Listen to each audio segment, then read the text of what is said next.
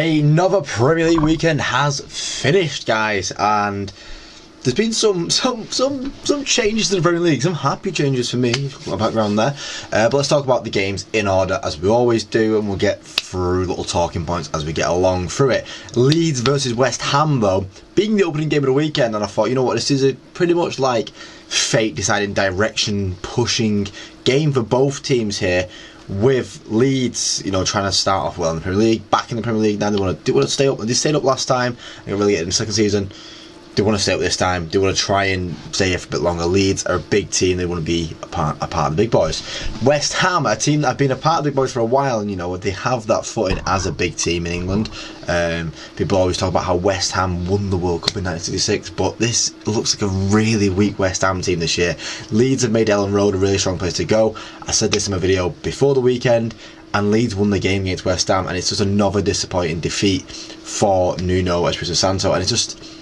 Well, then this West Ham team doesn't feel like it is good enough to do anything, and I feel like it is going to end up going down. I think it's going to go down with a bit of a whimper and a push and a pull, and it's just not going to really work out for them. Yeah, Leeds having a massive win at home, and that's going to do them justice as well. It's going to make them go in the right direction in terms of making sure they do stay up. Alongside, because Sunderland look like they're going to do well enough now, but Leeds and Burnley are going to be at the bottom of that end of that fight, and they need to have a bit more push about in the fight. And this is a massive game and a massive turnaround game for Leeds for their season. Speaking of teams that have been promoted and being in relegation battles, Sunderland are far from relegation battles. Sunderland are what, third in the Premier League right now, fourth in the Premier League maybe. Insane to even think about, to even talk about.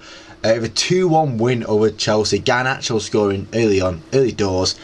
But I meant nothing. Isidore scoring and Talby scoring.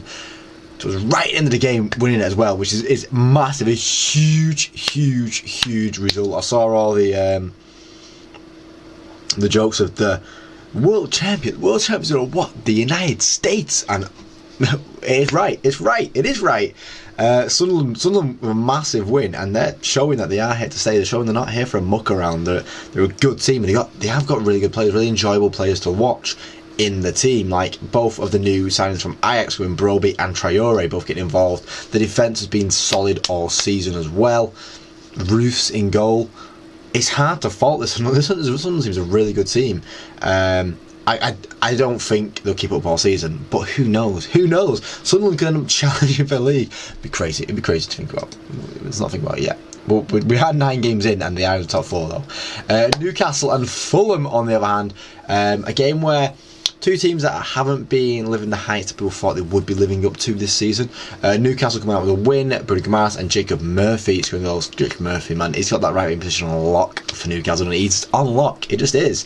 And Sacha Lucas scoring for Fulham. Fulham still struggling for goals in general. I'm surprised Fulham even got a goal in the game, considering how Newcastle have been pretty strong defensively this year. I can't really fault them on that part. And Voltemade could have made it 5-5, but unfortunately not. He was close though. He was really close in this game. Pope and Leno having more of the highlights for the game, to be honest, in this 2-1. All 3 games finishing 2-1 up to that point, and then we moved to the half-5 game, and what a game it was. And it's just Amarim Ball is cooking now. Cunha finally got his first goal. Casemiro got a deflected shot, and then Buemo scored just after half-time, making it 3-0, and we were flying and soaring and everything we need. But then Welbeck scored an incredible free kick, and it was an incredible free kick. I can't say it wasn't. Daniel loves the goal against us. He loves the goal on his return to Old Trafford, and he got one. And then Kostoulas scoring as well, his first goal, the Greek striker there for Brighton. But then Buemo finished it up, man. We ate good. After I seen Chelsea lose the other day, I was like I was on a high seeing United win that game. Another thing I want to speak about is Sesko and Mbuemo's partnership is just brilliant. Sesko holding the ball and just pushing for Mbuemo. That's what he did for Mbuemo's first goal, and the second goal was Bruno just letting Mbuemo run onto it and Mbuemo finishing the job. And it is lovely to see United back flying again. 2 more games, Frank, and you will get your haircut, and that's what we're going to say. Yeah, that is honestly a brilliant game all round for United. Couldn't you get man of match? Well deservedly. And then if Saturday could be made any better for me in terms of football, Liverpool held another L, a 4th L in the Premier League in a row. They had 5 wins in a row. They got 5, 5, 5, 5, 5. They got Villa next in the next game, and they got City after that. So I think when does this next win come? Aston Villa just beat City as well. Ouattara, Dango, Sharda and Igor Thiago getting on the score sheet. Salah getting his goal at the end. You know, that's the goal where it's like usually it's like 3-0 Liverpool and Salah gets a goal and everyone's like, oh, Salah's goal scorer, Salah's goal scorer, because, you know, he does stuff like this and nothing games when his goal means nothing, and it meant nothing because Liverpool took another L, a fat L at Brentford. An L that United got clowned for, but this Brentford team under Keith Andrews knows what they're doing, and they do it well. They really do it well. The game, and yeah, Liverpool have another little batter in there, and it's lovely to see as they drop further on the table. Arsenal with a assuring victory for themselves. Obviously on a weekend of so many slip-ups, a game against Palace, that's a tough game. It's a game where teams can slip up, but Arsenal avoided it with that Eze goal, and Eze scoring against Crystal Palace. That was always going to happen. It was written down on the board before the game. Eze 1-0. It was a nice second goal. Once again, Crystal Palace just lacking the threat against the big teams. You know, Arsenal being able to suppress them well enough, do what they do best. They've had no shots on target in October. It's insane. That's insane to talk about, guys. Teams can't get a shot on target. Like, Raya's good enough in net, alright, but not able to get past that first line is incredible. It's giving AC Milan 07 vibes, which is not. It's not good. It's not enjoyable, guys. I don't like Arsenal, but yeah, I do quite like that AC Milan team. You got my Maldini shirt behind me there. But yeah, it's giving off a strong defence, and that's what winning it. If you don't concede, all you got to do is score 1, and that's what I did this game. 1-0, easy stuff for them, and they stay top of the table. Whilst Villa push off their closest rivals with Matty Cash scoring a nice goal, a very nice goal, and the robot Haaland unable to answer back to it. The 1-0 win there, easy stuff. Catch a bag and take away the cash, like Aston Villa have with a 1-0 win there, and it improves their season as well. Obviously their season was looking a bit up and down. We're now 9 games in, we're a quarter of the way through the season, so things do start to shape up around now, and you can kind of see who's going to be in what fight. Obviously things can change. We are only 9 games in at the same time. There is 29 games left of the season. That's a lot of games to be talking about. But we are getting to a point of the season now where you can kind of have the talks of going, oh, they might do that and they might do that and they're probably going to do that kind of thing. And Villa knocking City down there. I mean, City have these losses in the early season. When they do chase that title, they have these early season losses, and then they go after January and win every single game. It's one of them. Arsenal just got to keep on doing what they're doing now. Bournemouth beating Forest. Sean Dyche in his first Premier League game. Not able to get a goal. It was quite a Sean Dyche performance, to be honest. 2-0 win there. Krupa Jr. scoring again, though. The next Mbappe, as he's being labelled. And you know what? He's kind of earning the name. He's scoring a lot. He is scoring a lot right now.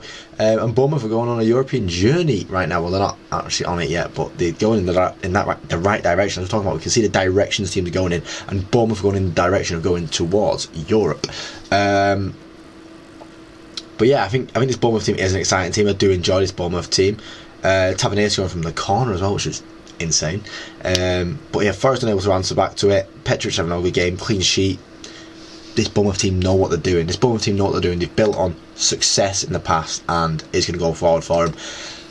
Another game we're speaking about, we're talking about Leeds and West Ham game, where it's showing the direction teams are going to go in like a battle for the season. And Wolves, Burnley, this was a huge game for Wolves to get a result in, to get the right direction, and, you know, start winning games, because that's what Wolves need to kind of do.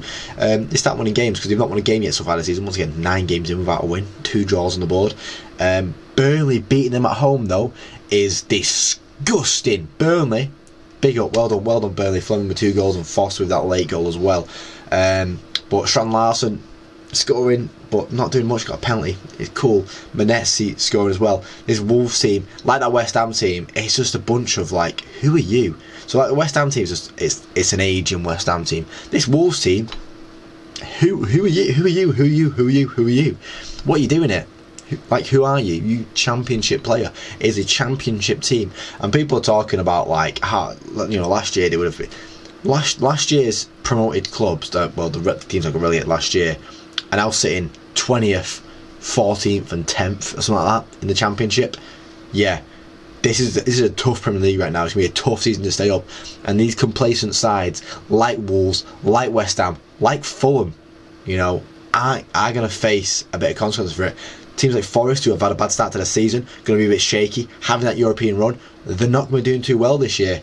And Burnley, Leeds and Sunderland can take advantage of that. Sunderland have straight away taken advantage of that. Leeds and Burnley are now starting to take advantage of it as well. And West Ham, Wolves should be really scared. And it should have some other teams that aren't. The fans don't seem scared yet. But they should be. They should be in that fear category of going, oh, it might be free Premier League clubs from last year all go down, which I'd love to see.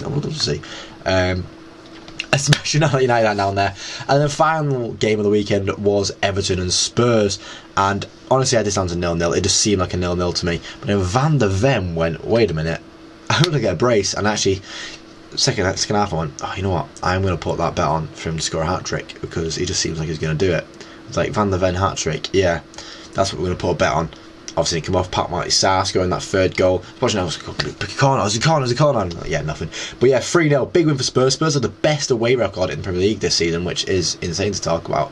They are keeping it up and they're doing it well, and another clean sheet for them. And I think that's Everton's first loss at the Hill Dickinson as well, potentially. Big win for Spurs, and it puts them third in the Premier League. They'll want to chase down Arsenal. Would that not be hilarious? Spurs winning the league this year. Do you know what trophy says like that? If Spurs win the league, there's no St Tottenham's Day, and Arsenal finish second. That might feed generations. It might feed generations. And more on that note, that is the end of the video.